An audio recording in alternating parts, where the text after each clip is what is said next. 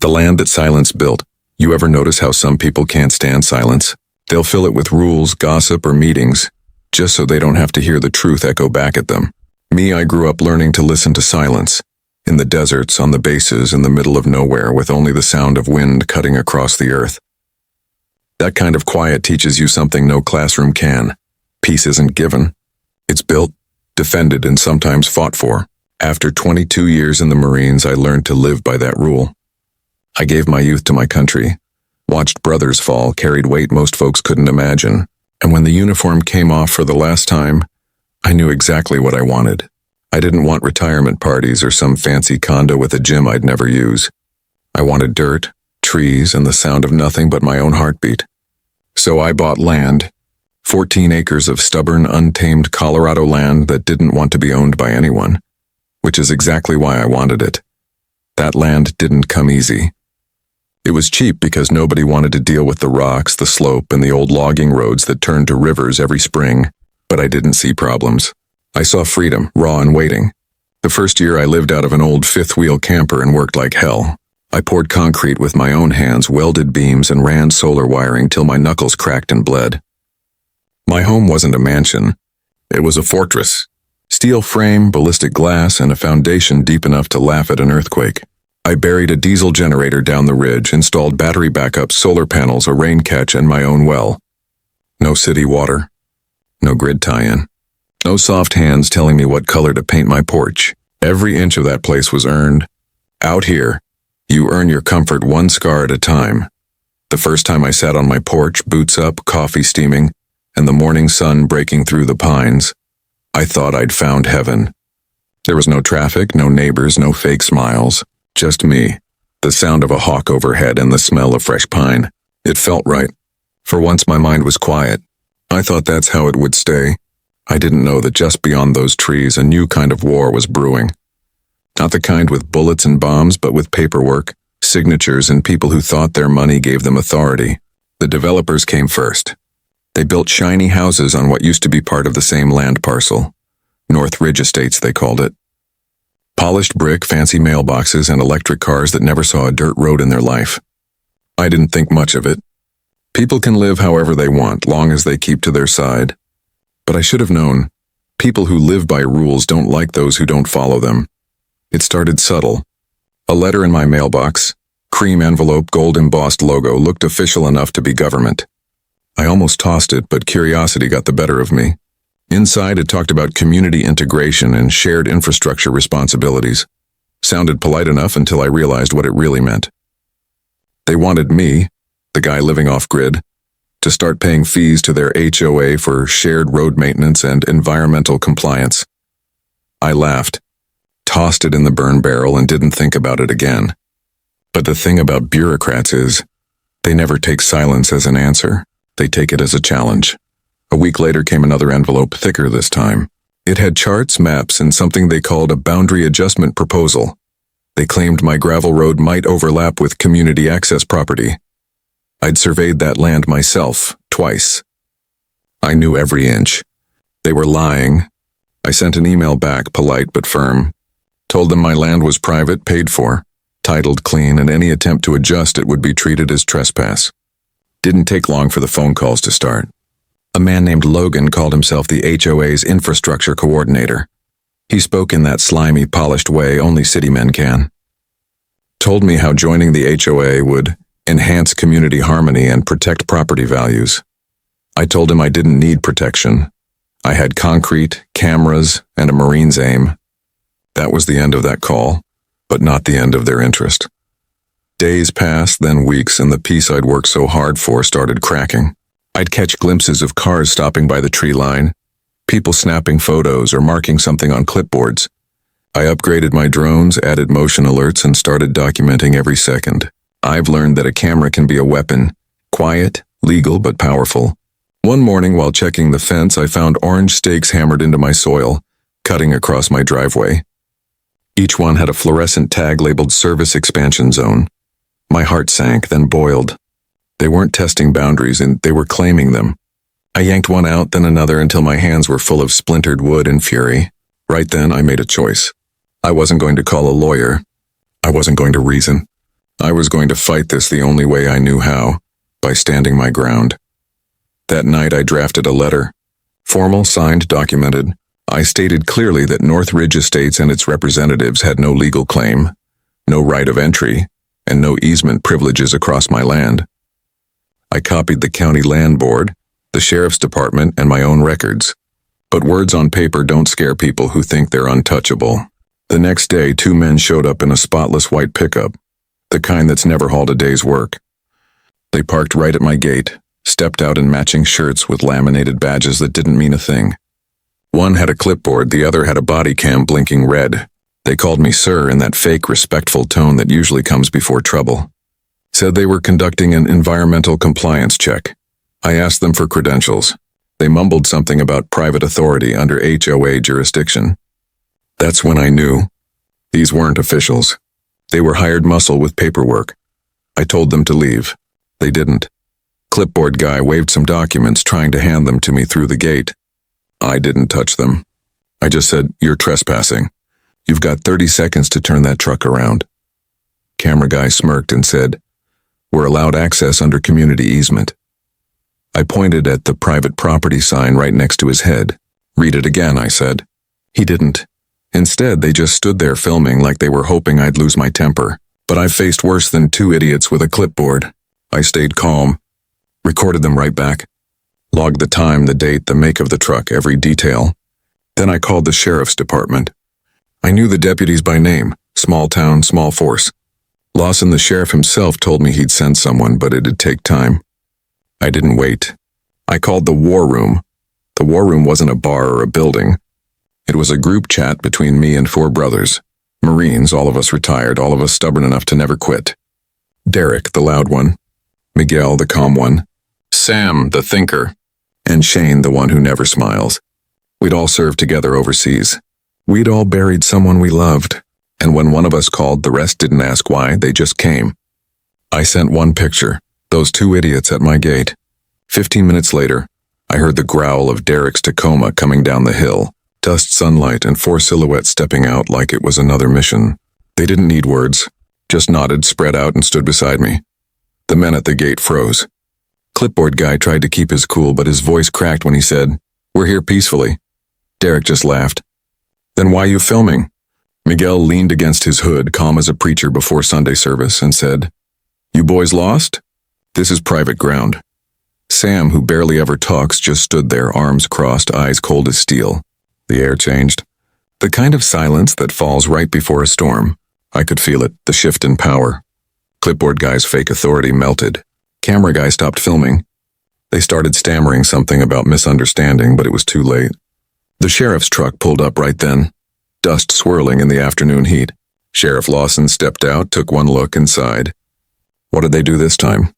That moment I didn't need to say much. The sheriff took one look at the fake documents, the boundary marks, and the camera footage, and his jaw set. He turned to the 2 men and said, "You're done. Turn around. Get off this property. And if you show up again, bring a lawyer." The 2 tried to explain, but Lawson wasn't listening. He saw what this was, intimidation dressed in paperwork. He told them flat out they had no jurisdiction here, and that the county wasn't backing them. Then he told me quietly, "Keep recording everything. These people don't quit easy." After they left, my brothers and I stayed there for a while. Nobody spoke. We just stood at the gate, watching the sun go down over the mountains. The light hit the steel of my gate, and for the first time I saw it not as a barrier, but as a symbol. Every bolt, every weld, every inch of fence was a line drawn between freedom and control. And I swore that nobody, not an HOA, not a corporation, not some polished man with fake authority, was ever going to take what I built. That night, I sat by the fire pit, bourbon in hand, listening to the coyotes and the crackle of the flames. Derek said it best. "They think this is a game, brother, but they don't know the kind of men they're playing with." I nodded, because out here silence wasn't weakness, it was warning, and I had just given them their first one. The war they started, for the next few weeks things went quiet. Too quiet. Out here in Pine Creek County, silence usually means one of 2 things, peace or preparation. I hoped for the first, but deep down I knew it was the second. Bureaucrats and bullies have the same habit. When you embarrass them, they don't forget it. They wait, regroup, and come back meaner. My gut told me the fight wasn't over, so I kept working my land, checking cameras and logging every vehicle that passed the ridge. It wasn't paranoia, it was survival. Out here, trust is earned, and I'd learned the hard way that the quiet before a storm is never the end. It's the inhale before the roar. Every morning, I'd walk the property line with my coffee mug, scanning for new stakes, broken branches, or tire tracks. The pines stood tall, whispering through the wind, and for a few moments each day I could almost pretend life was simple again. I'd built my dream with blood, concrete, and discipline, the kind that comes from sleeping in deserts and digging trenches under mortar fire. My home was more than a house. It was a promise that after serving my country, I could finally serve myself. But that peace, that fragile slice of heaven, was already under siege. I just didn't know how deep the attack went. Then came the mail. A thick white envelope with the same golden HOA crest I'd burned weeks ago. This one was hand-delivered, no postage, no return address. Inside, it wasn't letters or proposals this time. It was threats dressed as legal notices. They accused me of unapproved land modifications and soil erosion affecting neighboring properties. That last part made me laugh so hard I almost spilled my coffee. My nearest neighbor was half a mile away, separated by forest, creek, and private fence lines. I had no runoff, no shared utilities, no shared anything. This was fabrication, pressure through paperwork. The oldest tactic in the book. They weren't just trying to claim land anymore. They wanted to bury me in red tape until I broke.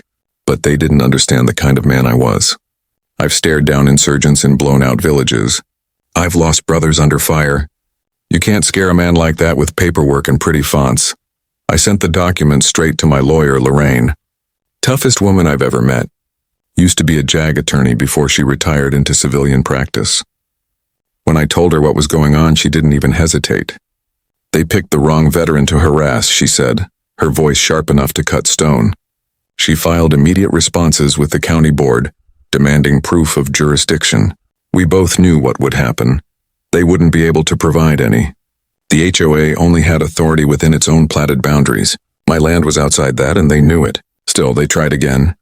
The next weekend, I saw something that twisted my stomach. A fresh set of survey flags, bright orange and fluttering in the wind, had been driven into the soil near my east boundary.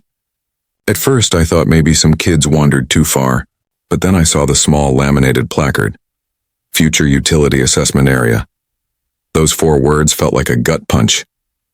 They were trying to reroute their water line or power expansion through my land.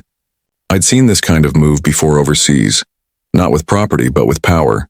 Start small, claim a few inches, then a few feet, and before you know it, the whole ground's under someone else's flag. That night, I called the war room again. Derek answered first. "Let me guess," he said, "they're at it again?" I told him about the survey flags. He cursed under his breath. Miguel chimed in next, calm but furious. "They're baiting you, man. They want you to snap so they can play victim." He was right. That's how they operated: provoke, record, manipulate. But what they didn't know was that Marines don't fight with rage. We fight with precision. I told them to be ready. Something told me the next encounter wouldn't just be with paper and pens. Sure enough, 2 mornings later, I woke to the sound of engines on my private road. It wasn't a single truck this time, and it was a convoy. 3 white pickups, all with identical HOA emblems on the doors. They stopped at my gate, dust rolling around them like fog, and out stepped 6 men. Some wore matching polo shirts. Others wore security vests. And at the center, like a queen bee in a nest of hornets, was the infamous HOA president, Karen Glazer. I'd heard her name whispered in county meetings, always followed by the same words: persistent, controlling, manipulative. She was the type who believed that rules existed for her to enforce, never to follow. She didn't knock or call. She just stood there, hands on her hips, staring through the gate like she already owned everything she could see. I walked out, slow, calm camera recording the whole time. "Can I help you, ma'am?" I asked, polite as I could manage. She smiled, the kind of smile that doesn't reach the eyes. "Mr. Reeves, I'm here to resolve a misunderstanding," she said. "You've been quite resistant to community alignment, and we can't allow that to continue. You're technically within our easement expansion area, which gives us partial access rights." My jaw clenched. "You mean you're trespassing again?" Her expression didn't change. "We prefer to think of it as preemptive maintenance inspection." The men behind her started unloading equipment. Survey tripods, scanners, clipboards. My blood boiled, but I kept my voice low. Put that equipment back in the trucks. You've got 10 seconds. Karen laughed softly like she was talking to a child. Mr. Reeves, threats aren't going to solve anything. That's when I saw one of her security men clip open the lockbox near the gate keypad. He was trying to override it using some universal key. That was it. Line crossed. I didn't shout. I didn't rush. I just raised my phone and said clearly for the camera, "This is private property. You're attempting unlawful entry. Leave now." They ignored me. I didn't bother arguing. Instead, I sent one word to the war room chat. Gate. 10 minutes later, the rumble of Derek's Tacoma echoed through the valley again, followed by Shane's old Jeep. They pulled up behind me, dust clouds swirling like smoke on a battlefield. Out stepped my brothers, each of them calm, collected, and dangerous in that quiet way that only men who've seen too much can be. Karen's face paled when she saw them. Miguel crossed his arms. "Afternoon, ma'am." "You lost?" She straightened, her voice shaking only slightly. "This doesn't concern you." Shane stepped forward, eyes like steel. "It does when you start trespassing on a Marine's land." One of the guards puffed his chest, hand near his radio. Derek smirked. "You really want to call backup for a bunch of guys who know how to handle backup?" The air got thick like the moment before a storm hits. The men with her froze, unsure whether to stand down or double down. Karen, still trying to hold authority, said, "This property is under review by the community council." I cut her off. "Then you can review it from the other side of that gate." My voice wasn't loud, but it carried weight, the kind that comes from years of giving orders that saved lives. For a moment, she didn't move. Then, with a flick of her wrist, she motioned for her men to pack up. They loaded their gear slowly, trying to save face. But as they turned to leave, she leaned close to the gate and whispered, "This isn't over, Mr. Reeves. We always win." When they drove off, Derek chuckled. "She's got no idea who she's talking to." But I didn't laugh. I knew her type. People like her didn't stop because of confrontation. They stopped when they were exposed. And something told me she was planning something worse, something behind the scenes. The kind of move that doesn't come with trucks and clipboards, but with signatures, complaints, and court filings. That night, I sat on the porch, watching the horizon fade into a deep blue shadow. The air was heavy still. I could feel it. The next wave was coming. Shane stayed late, checking the perimeter with me, flashlight scanning the woods. "You think they'll be back?" he asked. "Yeah," I said quietly, "but next time they won't bring cameras. They'll bring something uglier. Maybe county inspectors, maybe environmental claims. Whatever it takes to make me bend." He nodded slowly. "Then we bend steel back. It's funny. You spend decades defending your country overseas, and then you come home and have to defend your own backyard. But that's life. Battles don't end when the uniform comes off. They just change shape." The stars came out one by one that night, bright and cold over the mountains. I looked up at them, the same stars I used to stare at overseas when I wondered what home would feel like. Now I knew. Home wasn't a place, it was a fight. A fight to keep your peace from being stolen inch by inch, and I wasn't done fighting. Not by a long shot. The line in the sand, the next morning began with a silence so sharp it felt like the whole world was waiting for something to happen. Jake sat on his porch with a mug of black coffee in his hand, his old dog resting at his feet. He could see the faint reflection of red and blue lights glinting off the polished surfaces of cars. Parked a few houses down, the HOA enforcers were back, this time with more men, more vehicles, and more arrogance. They were wearing their polished badges and their private compliance jackets, the kind of uniform that looked official enough to scare civilians but laughable to anyone who had served in a real combat zone. Jake didn't move. He just sat there calm and deliberate, watching them set up their little operation across the street. He could already tell they were planning to make a show of it. The leader, a tall man with a shaved head and a smirk that screamed "power trip," started barking orders to his subordinates. He pointed toward Jake's house, gesturing sharply. A few of his men began unloading metal barricades from their trucks, setting them up as if they were about to surround enemy territory. Jake took a slow sip of his coffee and let out a quiet sigh. They still didn't understand. They thought this was about a flag. They thought this was about control. But for Jake and for every Marine who had ever stood beside him, it wasn't about rules or regulations. It was about respect. Respect for sacrifice, for service, for the people who'd given their all, so others could sit comfortably behind their fences and paperwork. Before long, the neighborhood began to wake up. Curtains parted. Doors opened.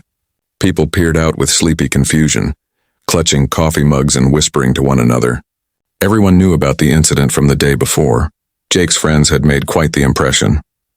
The sight of a dozen veterans showing up in formation had spread through the neighborhood like wildfire. Some neighbors had even taken photos and shared them online, turning Jake into an overnight symbol of defiance. Now those same people were watching, unsure of what would happen next. Would there be another confrontation? Would Jake back down? Would the HOA try to humiliate him again? The tension was thick enough to choke on. Jake finally stood up and placed his coffee cup on the porch rail.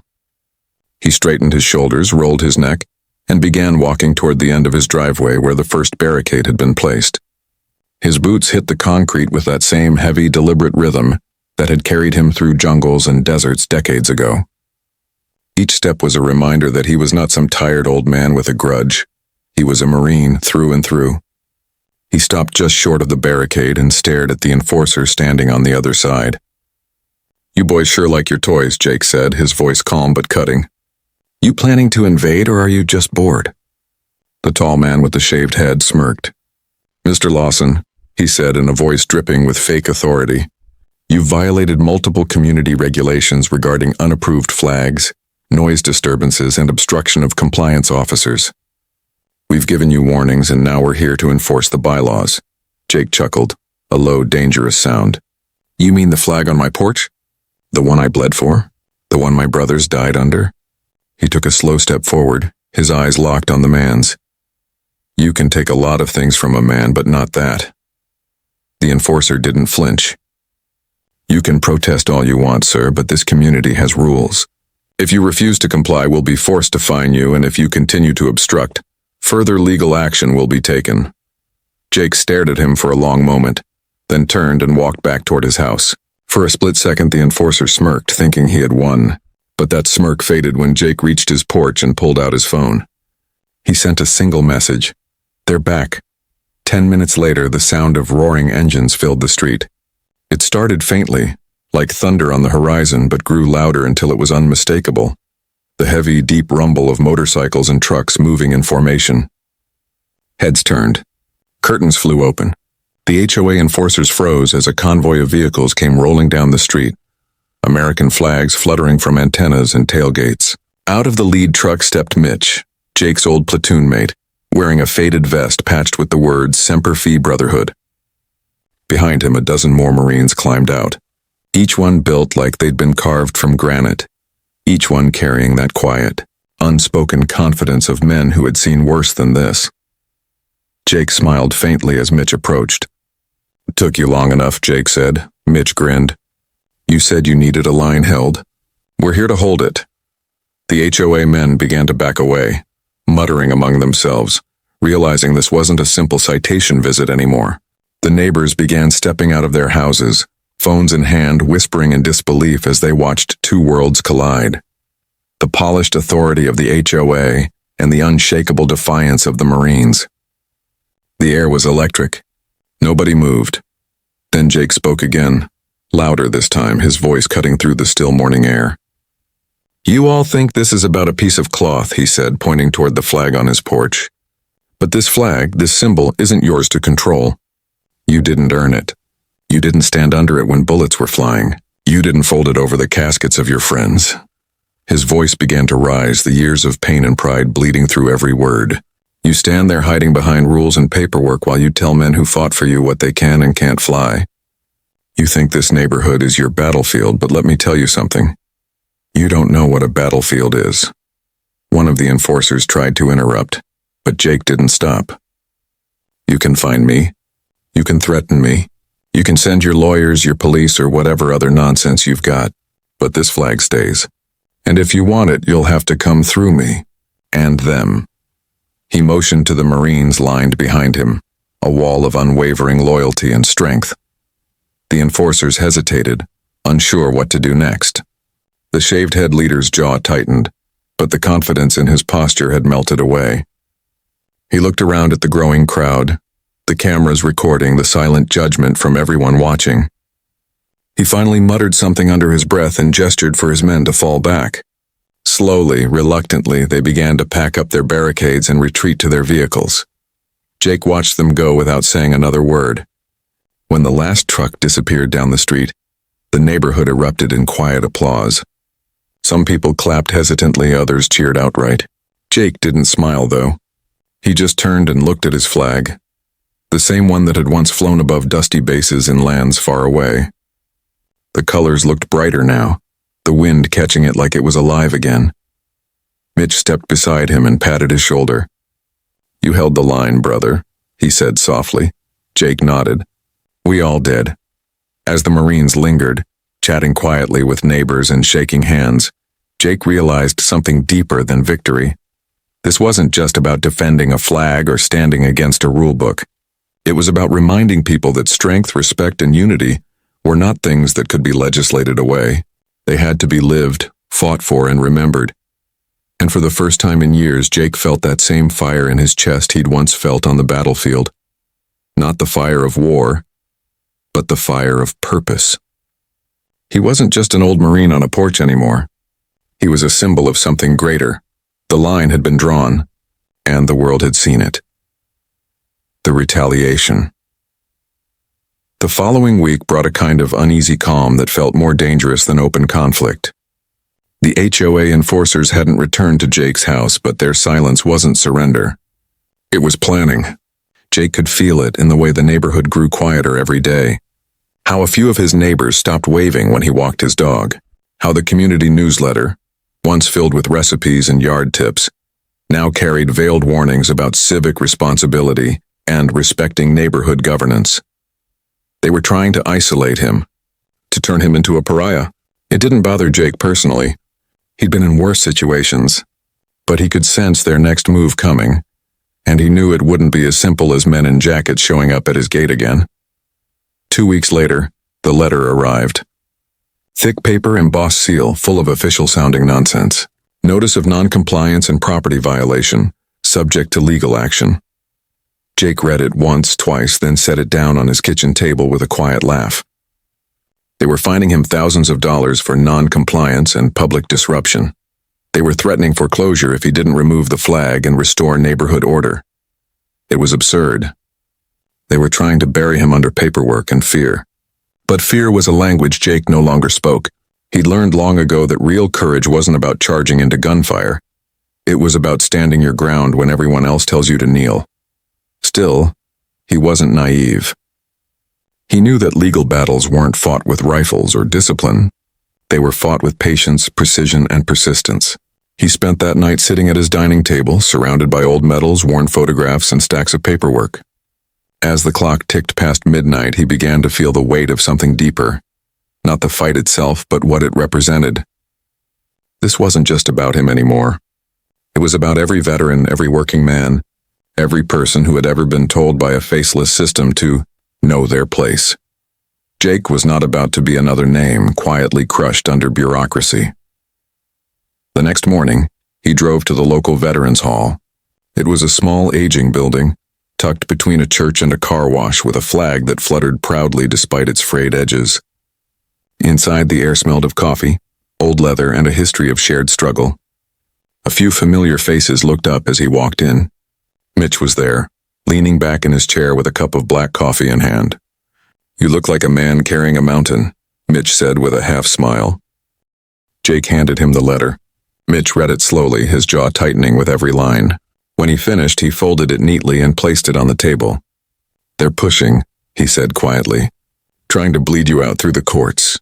Jake nodded. "They think they can scare me off paper by paper," Mitch chuckled. "Then maybe it's time we fight them the same way, just smarter." By that afternoon, word had spread through their old network. Men Jake hadn't spoken to in years began calling, offering help. One was a retired lawyer who'd once served in the Corps. Another had connections with local media. Within days, a quiet storm was forming, a movement of veterans who were tired of watching authority be twisted into control. Soon, Jake's story wasn't just a local whisper. It hit the news. Retired Marine faces legal battle for flying American flag. Reporters started showing up. Their cameras parked across the street, broadcasting images of Jake's modest house with the flag waving proudly on his porch. To some, it was just another headline. To others, it was a spark. Veterans across the country began to send messages, letters, and donations. A hashtag appeared online, "You're a Stand with Jake." It spread like wildfire. The HOA board wasn't prepared for the backlash. Their inboxes were flooded with angry emails. The board president, the same smug man who had first confronted Jake, went on record claiming the matter was strictly about policy, not patriotism. But no one believed him. The damage was done. They had turned a retired Marine into a national symbol of defiance. Still, Jake wasn't celebrating. He didn't want fame. He wanted fairness. The attention was good, but it also made him a bigger target. Late one evening, as he sat on his porch, headlights flared at the end of the street. A car slowed near his driveway and something small hit the ground near his fence before the vehicle sped away. Jake walked over and found a smashed beer bottle and a note scrawled on paper. "Get out, troublemaker." He stared at it for a long time, then simply picked up the glass and threw it away. He had faced worse intimidation than this in war zones halfway across the world. But the attack wasn't what unsettled him. It was what it meant. Someone in his own neighborhood had done this. Someone he might have waved to a week ago. The next morning, he found tire marks across his lawn and his mailbox bent at an angle. That was the moment Mitch called again, his voice sharp and serious. "You're not alone, brother. We've got your six. I've already got the guys rallying again." Jake hesitated. "No, Mitch, this isn't about scaring people off. If we fight, it has to be clean. No chaos, no threats, just truth." Mitch was quiet for a moment. "You always were the calm one," he said. "But fine. We'll keep it clean. And we'll keep it loud." By that weekend, a crowd gathered outside Jake's home. Not to protest, but to support. Veterans, bikers, families, even local officials came to stand with him. Some held flags, others carried signs reading, "Respect those who served." Jake didn't organize any of it, but when he stepped onto his porch, silence fell. He looked over the sea of faces, men and women from every background imaginable, all drawn together by something bigger than one man's fight. "I didn't ask for this," Jake began, his voice steady but filled with emotion. "I just wanted to live in peace.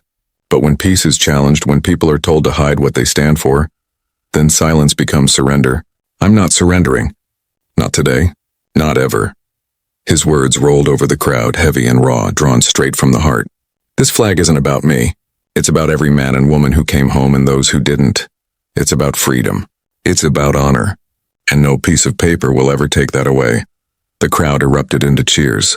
Even some of his previously quiet neighbors stepped forward, clapping and raising their flags. For the first time since the conflict began, Jake saw the fear in the HOA board members' eyes. They were losing control of the narrative, and they knew it. The very next day, their lawyers filed an emergency injunction to remove the flag pending legal review. But this time, Jake was ready. With help from the veteran lawyer and a growing number of supporters, he filed a counter-motion, challenging the HOA's authority and calling their actions discriminatory and unconstitutional.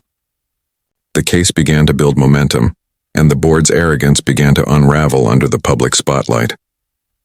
Yet despite the legal maneuvers and public attention, Jake stayed humble.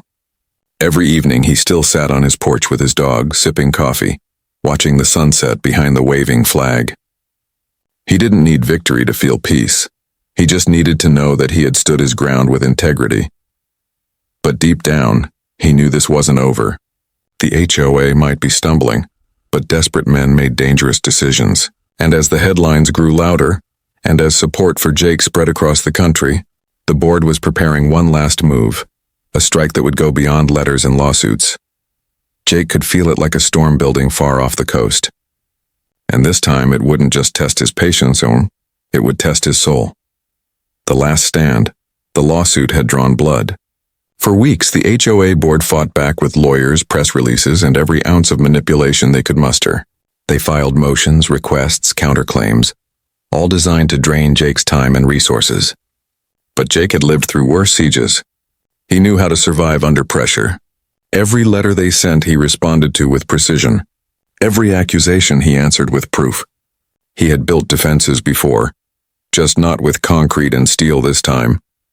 This was a different battlefield, one of words, laws, and perception. But the discipline was the same. Don't panic. Don't retreat. Keep your ground. Still, the fight took its toll. Jake's days became a blur of paperwork, phone calls, and sleepless nights. Even his loyal dog, Max, seemed to sense the tension, pacing restlessly whenever the phone rang. The veterans' network stayed strong, though. They took turns visiting, checking in, and bringing supplies.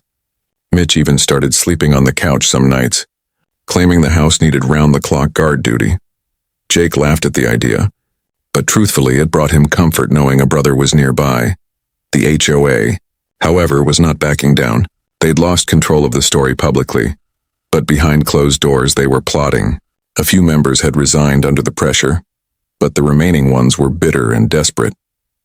Jake's defiance had humiliated them, and pride was a dangerous motivator. When arrogance turns into revenge, reason disappears. Jake had seen that kind of madness before, in war zones where ego and desperation made men reckless. He just never thought he'd see it in a quiet suburban neighborhood. One Friday evening, the calm broke. Jake was sitting on his porch as the sun dipped low, coloring the mountains in gold and crimson. The air was crisp, the kind that carried the faint smell of pine and smoke. He was lost in thought when he heard the low hum of engines approaching. 2 black SUVs rolled down the dirt road and stopped near his gate. The men who stepped out were not neighbors, nor were they law enforcement. They wore dark jackets, earpieces, and the kind of posture that screamed hired security. Jake stood up slowly, his instincts kicking in before logic could catch up. The lead man, tall and broad, walked up to the gate with a confident stride. "Mr. Reeves," he called out, his tone polite but condescending. "We're here on behalf of the North Hollow Estates Association. We've been asked to ensure compliance with community standards." Jake crossed his arms. "You're trespassing on private property," he said evenly. "And I don't see a badge or warrant." The man smiled faintly. "No need for hostility. We're not law enforcement. We're just here to facilitate a transition. The board has authorized us to begin preliminary enforcement." "Enforcement of what?" Jake asked, already knowing the answer. "Removal of unauthorized structures," the man replied, nodding toward the flagpole that stood proudly beside the porch. "Starting with that?" Jake's hands curled into fists. The flag was more than fabric. It was memory, sacrifice, and the soul of everything he'd fought for. No hired thug was going to touch it. "You lay a hand on that pole," he said quietly, "and you won't leave this land standing." The man's smile faded. "I'd be careful with threats, Mr. Reeves. Cameras are recording." Jake took a step closer to the gate, his voice calm but deadly serious. "That's not a threat. It's a promise." Before the man could reply, headlights appeared from the other direction. The battered Tacoma came roaring down the hill, kicking up dust like a storm. Mitch was driving with Shane, Miguel, and Sam piled in behind him. The moment they stopped, all 4 got out, standing shoulder to shoulder behind Jake. The air grew heavy, the tension crackling like static before a thunderstorm. Mitch's voice cut through the quiet. "You lost, gentlemen." The lead man adjusted his stance. "We're conducting authorized community work. This doesn't concern you." "Oh, it concerns us," Shane said, stepping forward. "You're standing on a Marine's land with no authority and no respect. That makes it our concern." The men from the SUVs glanced at each other. They weren't expecting resistance, not like this. Jake could see the uncertainty flicker in their eyes. They were used to intimidating homeowners, not facing off against battle-hardened veterans. The leader tried again. "This doesn't need to escalate, we'll just—" He didn't finish. Miguel stepped forward and pressed a hand against the gate. "You've already escalated it the moment you showed up here. Leave now." For a long, silent moment, no one moved. The sun had disappeared completely, and the only sound was the wind whispering through the pines. Then slowly the man raised his hand, signaling to his team. "Let's go," he muttered. They turned back to their vehicles, engines roaring as they drove off into the dusk. The veterans stood there for several minutes after they were gone, the night closing around them. Mitch let out a long breath. "They'll be back," he said quietly. Jake nodded. "I know." They spent the rest of the night setting up cameras, reinforcing the gate, and securing the perimeter. It felt like old times. The teamwork, the unspoken understanding, the readiness for what was to come. But as the hours passed, a new resolve settled over Jake. He was done reacting. It was time to take control of the situation. The next morning, Jake and Mitch drove into town to meet with the sheriff. Lawson was waiting for them at his office, his face weary but sympathetic. "I've seen the footage," the sheriff said. "Those men were hired muscle. HOA has no jurisdiction over your land. I've already opened an investigation into their actions. You did right not to engage physically." Jake nodded.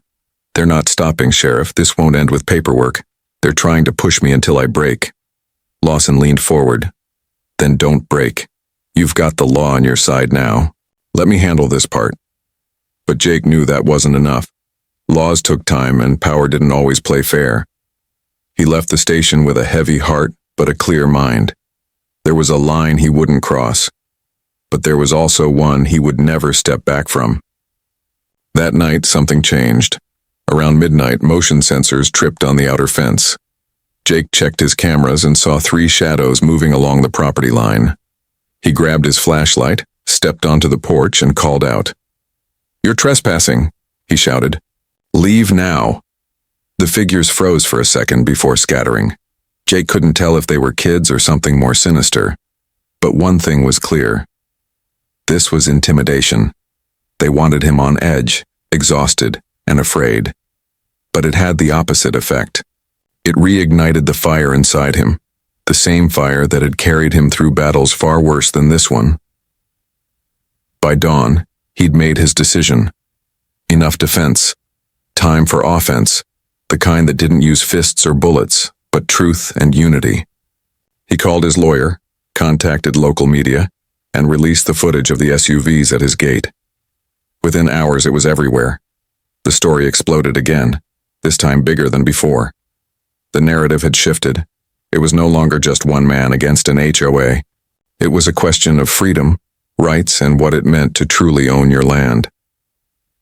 When the reporters arrived the next day, Jake didn't hide. He stood proudly on his porch, his flag waving behind him, and spoke from the heart. "I didn't buy this land to fight anyone. I bought it to live in peace, but if standing for that peace means standing against corruption, then that's exactly what I'll do. Because freedom isn't given, it's defended." The word spread across the country, and suddenly Jake's fight became everyone's fight. The HOA tried to spin it, but no one believed them anymore. Their sponsors withdrew, members resigned, and by the end of the week, the state attorney announced an inquiry into their illegal actions. Jake didn't celebrate. He simply stood in, the same place he had since the beginning, watching the wind ripple through his flag. Mitch and the others stood beside him, tired but smiling. They had faced worse battles, but this one, this quiet, stubborn war of principle, felt like the most meaningful of all. As the sun dipped below the horizon, Jake looked at his friends and said softly, "They thought we'd fold. They thought fear would win. But fear's got no home here." The others nodded in agreement. For the first time in months, Jake felt something close to peace. Not because the war was over, but because he had proven, once again, that standing, firm in the face of pressure, was the truest kind of strength. But the story wasn't finished yet. The county hearing was still to come. And while the world now knew his name, Jake knew the battle for justice was about to reach its final, defining moment.